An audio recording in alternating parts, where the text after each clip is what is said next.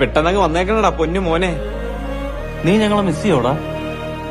ഇവര് കുണ വർത്തമാനം പറയില്ല, എന്നെ അവിടെ ഒറ്റയ്ക്കാക്കിട്ട്. എന്റെ ഹാഷറെ നീ ഒന്ന് ടെൻഷൻ ആവാതിരിക്കേ.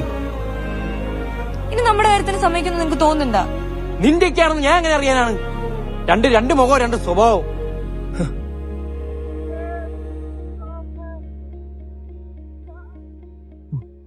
പറയളയാ എടാ അച്ഛന് സുഖമില്ലാതെ ഹോസ്പിറ്റലിൽ കൊണ്ടുവന്ന് പറഞ്ഞ് കോള് വന്നടാ. ഗവൺമെന്റ് ഹോസ്പിറ്റലാന്ന് പറഞ്ഞ. നീ ഒന്ന് പോയി നോക്കൂ. കുറച്ച് മുന്നേ.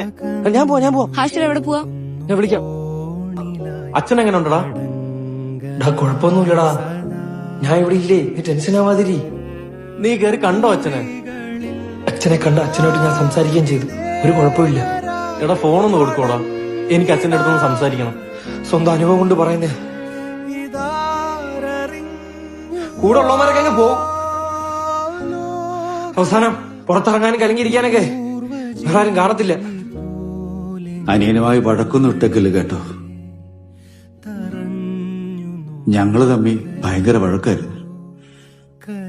ഓരോ പ്രായത്തിലും ഓരോ കാരണങ്ങൾ പറഞ്ഞായിരുന്നു വഴക്ക്.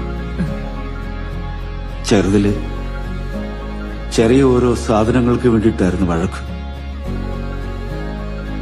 വലുതായിപ്പോ പണത്തിന്റെയും സ്വത്തിന്റെയൊക്കെ പേരിലായി.